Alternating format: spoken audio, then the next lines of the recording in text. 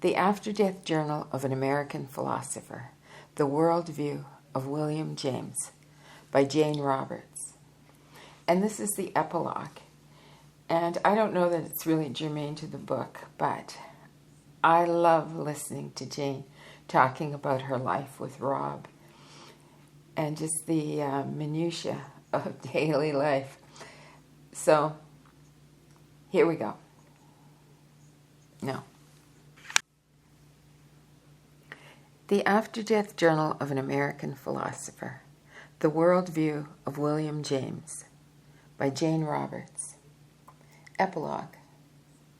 The Afterdeath Journal may have depicted conditions after death, but its production was a part of my life. This is, of course, written by Jane Roberts. Okay, so we've finished with William James. This is all written by Jane.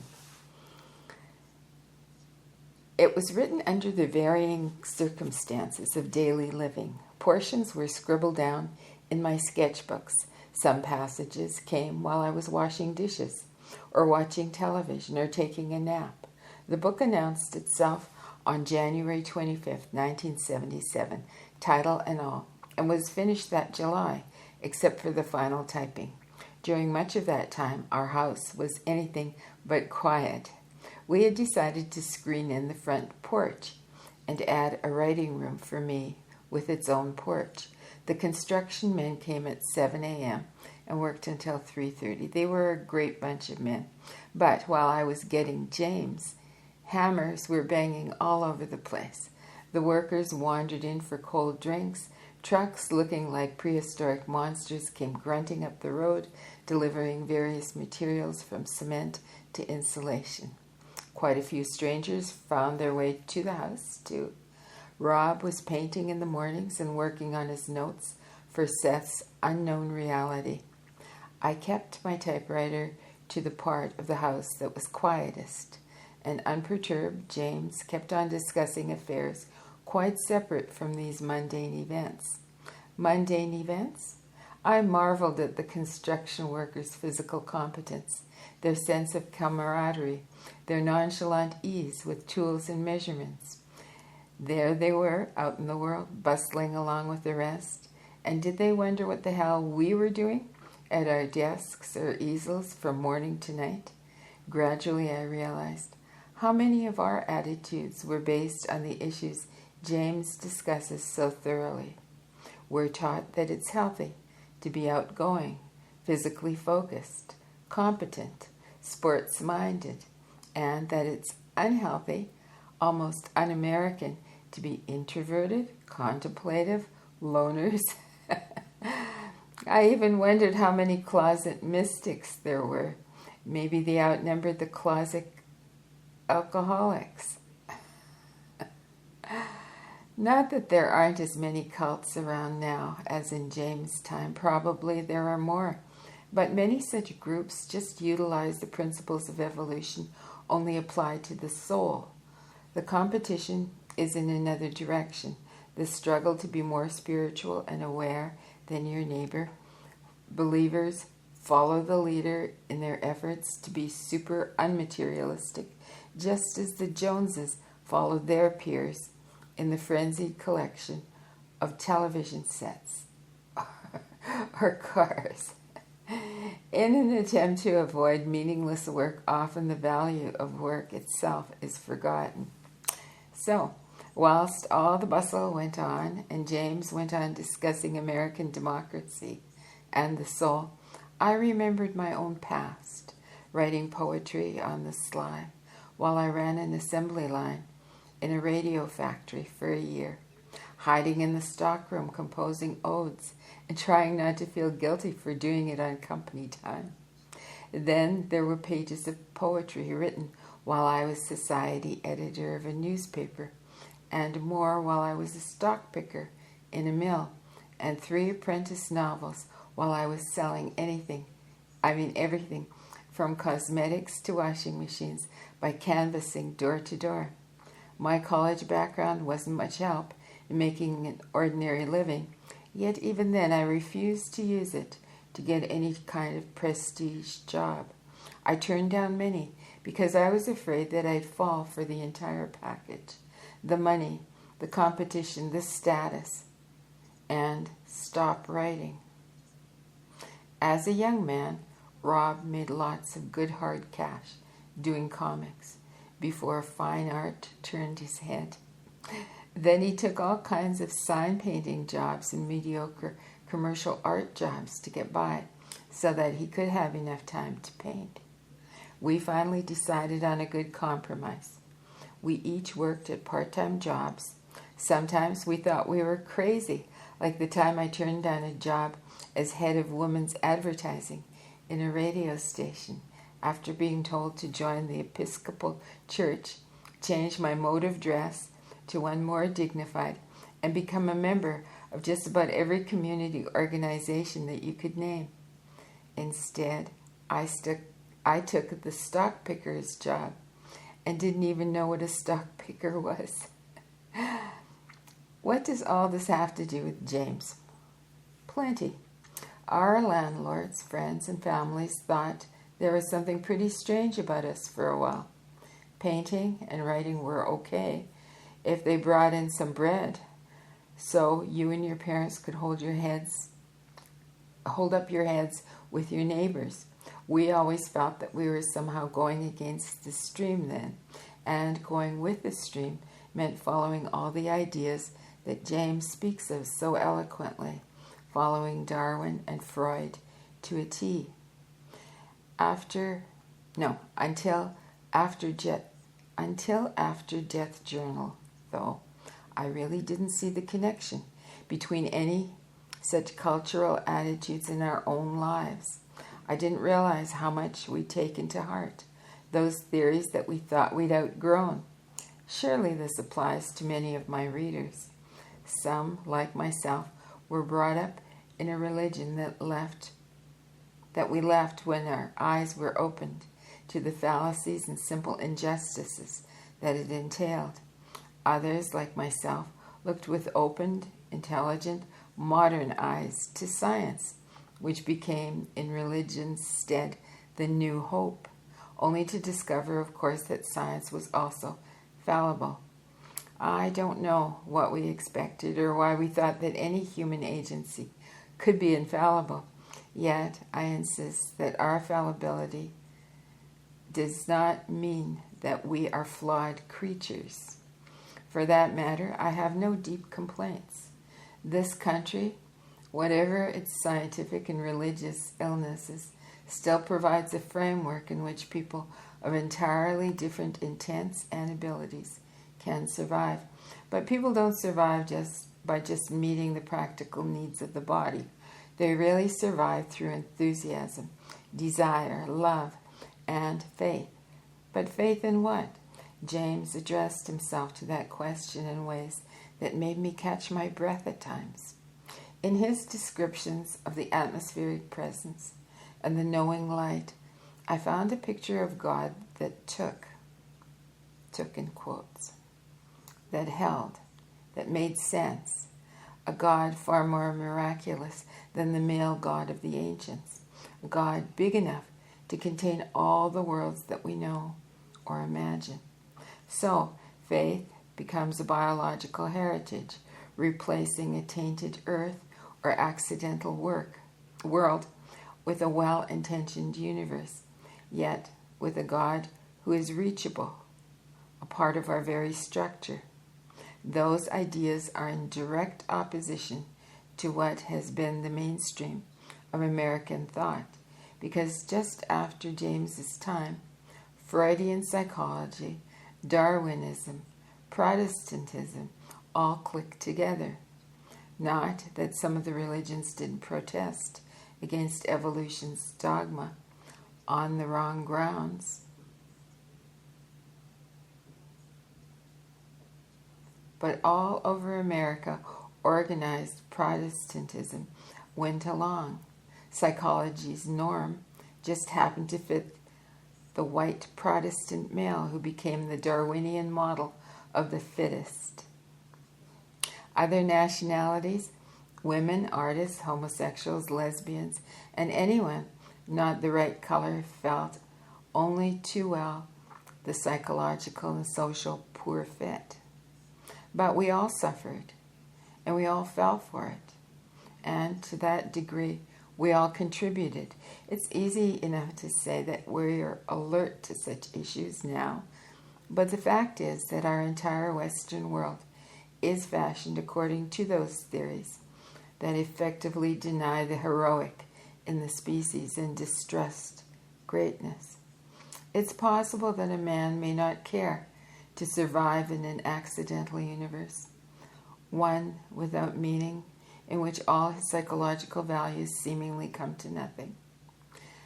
As this book was being produced, for example, my own moods followed their usual ebb and flow, and I began to realize that many of my lows were connected one way or another to Freudian or Darwinian concepts that still lingered and affected my behavior. And I chafed at James's automatic use of man in quotes, for human personality, even though his concept of God avoided such prejudices. Yet, when, as a result of James's manuscript, I had a personal vision of a mother goddess instead of a god, meaning male, I was somewhat taken aback. Our prejudiced beliefs become almost invisible, though their ghostly content is present even in our languages by default. Not only do we often want God to be a superhuman, in brackets, rather, of course, than a super animal or a super ape, close bracket, but the sex and color must be right, too. My vision came at the end of the day that I'd finished chapter 13. The workmen left. I couldn't use the small room at the back of the house during the day because it was right next to the construction. So with everything quiet, I went back there to my desk. It was twilight. I had my usual coffee and cigarettes, and I could hear Rob typing in his studio. James's biological faith intrigued me. I wanted to experience it myself, in my own way. That or the atmospheric presence, I said, mentally. Then, through the window I saw a light, distant in the evening sky. It was turned toward me in a spotlight fashion. My eyes were open, but I realized that the light was a mental vision, that Rob couldn't see it if he came into the room, nor would anyone else for that matter. The light played over my body, then mentally I traveled up through it to its origin. Here the light was a shimmering flower, and I emerged from its petals as an infant. I don't actually remember first being picked up by anyone, but suddenly I was being held as an infant in a woman's arms. She didn't look particularly young in terms of our ideas of youth, yet her face was smooth and unwrinkled.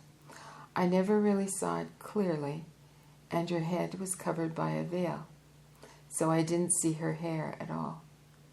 She was real and unreal, because her head stretched far into space, and her figure extended down through the earth, the folds in her gown becoming the continents, the oceans, and other features of our planet. I felt myself as the infant being held in her arms, while from my chair I watched the vision as a pageant in the distant sky. From my earthly viewpoint, the woman's figure became transparent, transposed over the landscape.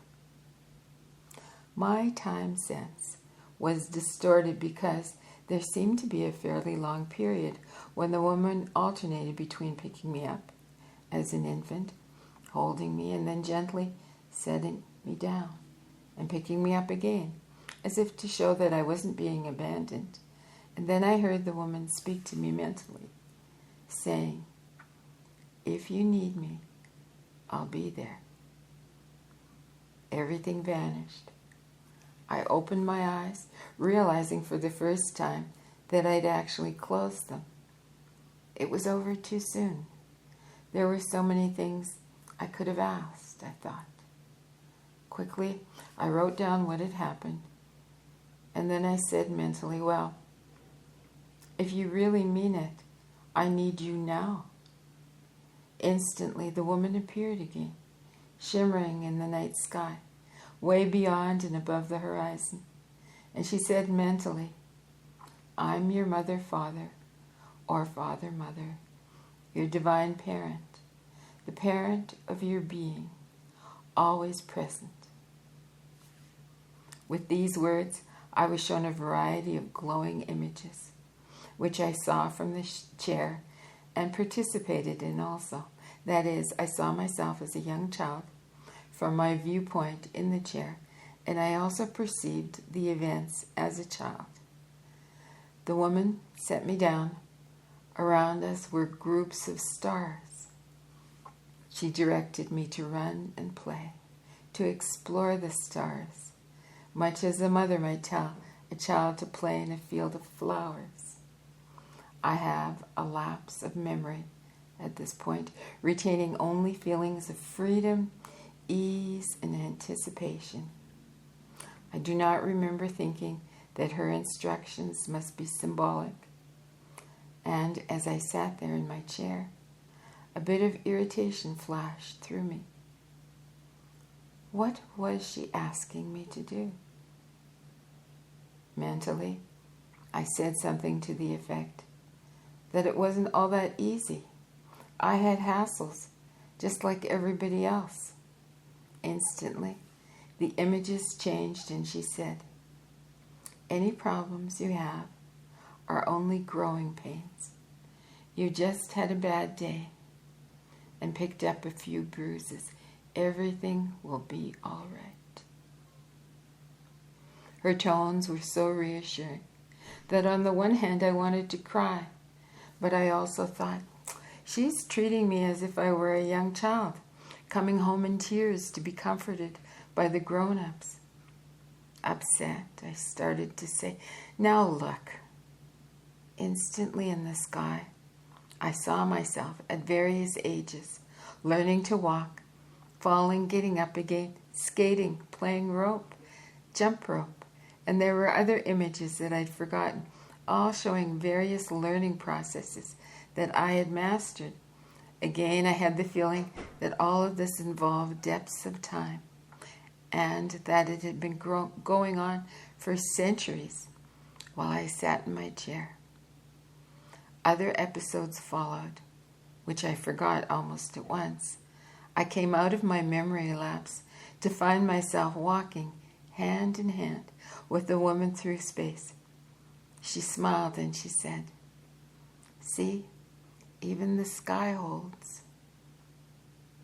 The most delicious sense of security and safety filled my consciousness, and the knowledge that the woman did indeed represent my version of the loving atmosphere in which I personally had my being, and that formed my life and flesh. The sense of security lasted strongly for perhaps a month, and now lingers, though I forget it often.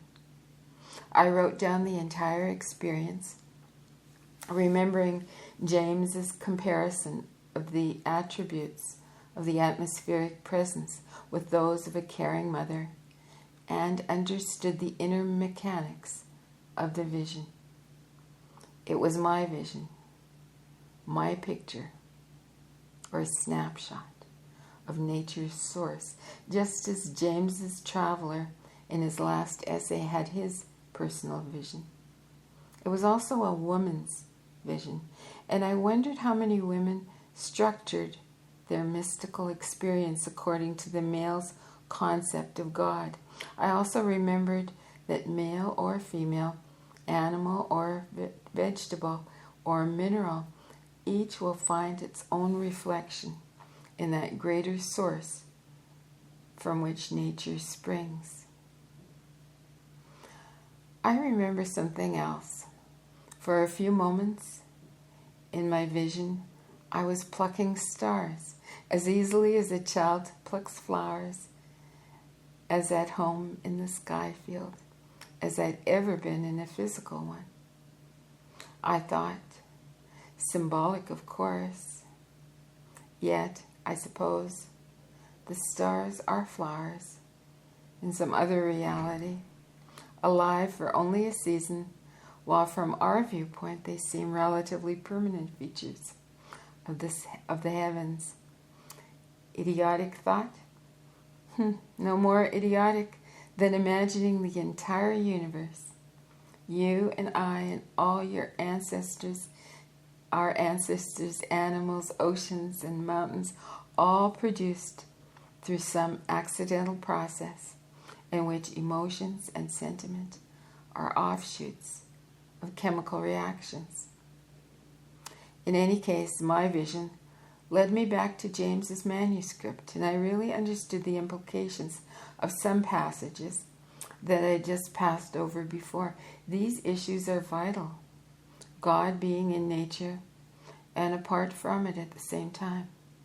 Supernature being a source of extra saving experience, and therefore a source of transformations, perhaps nearly impossible otherwise.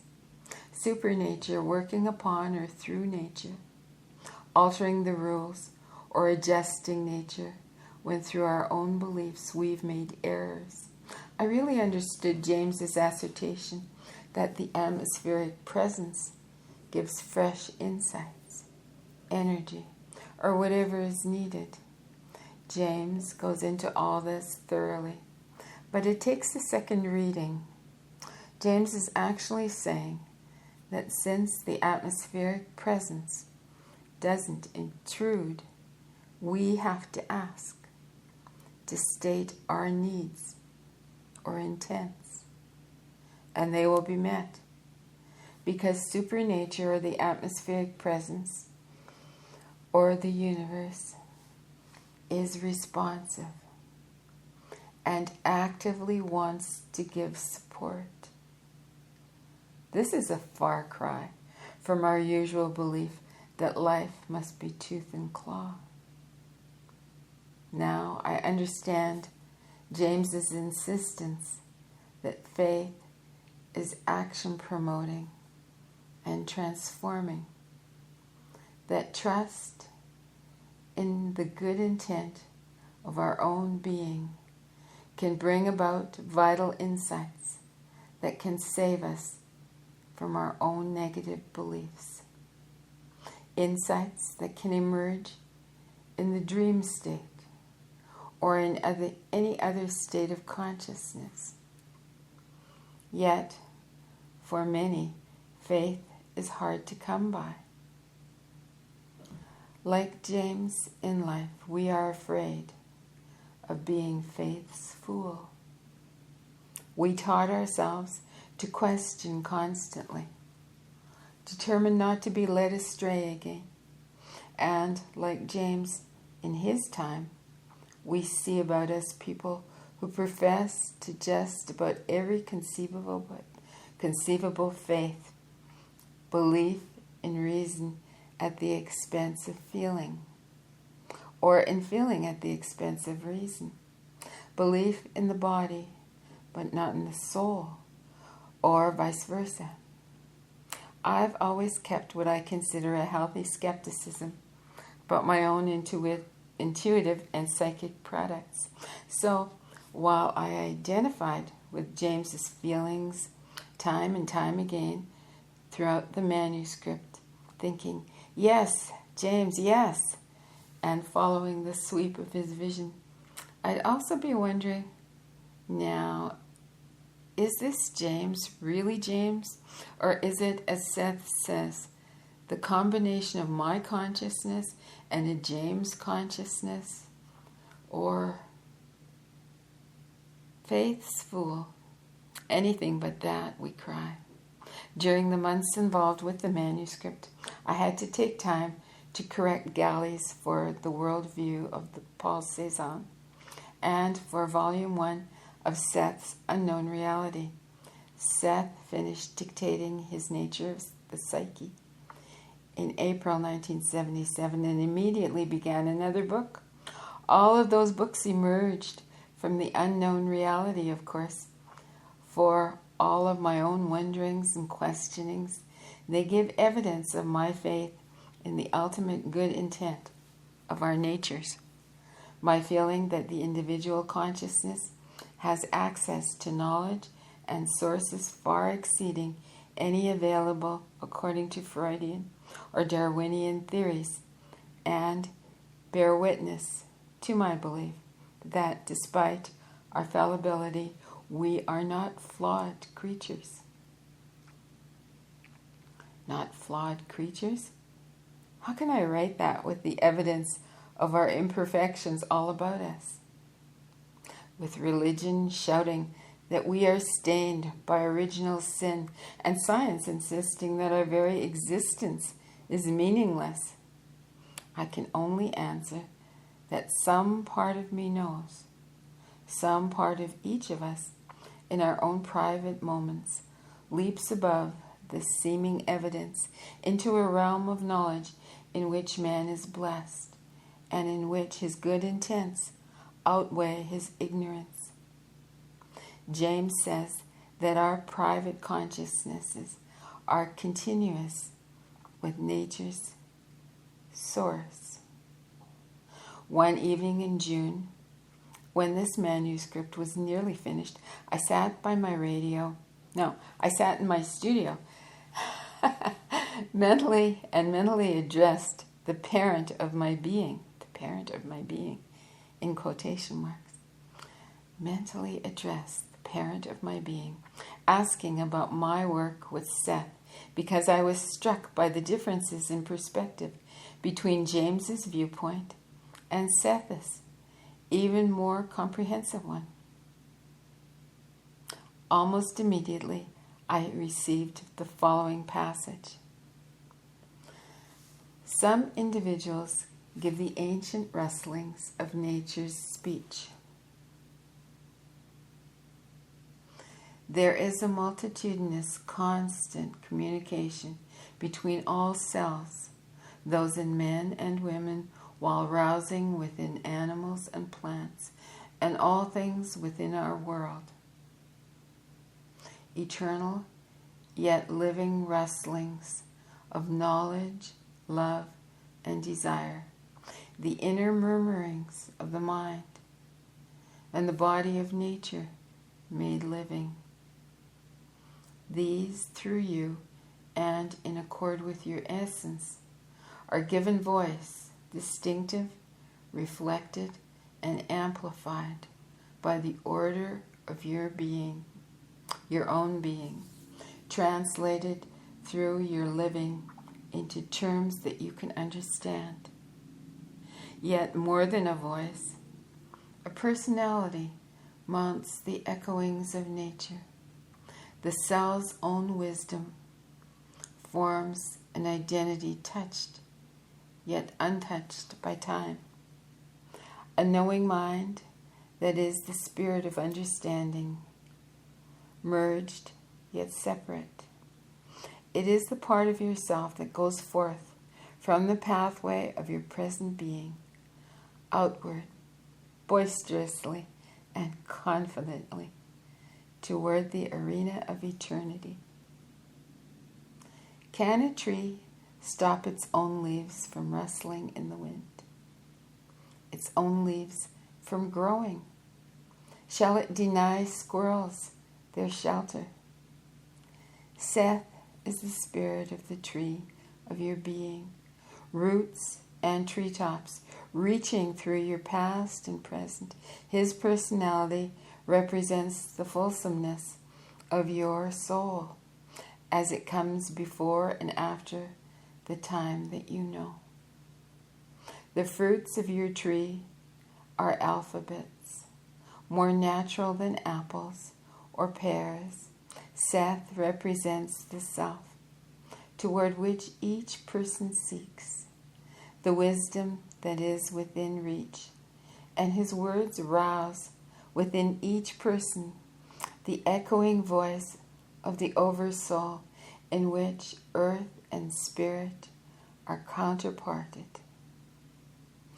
If this is the case, then each of us can follow, to some extent, follow the strands of our own consciousness outward or inward into those psychological and quite valid realities glimpsed by James in the later chapters of this book.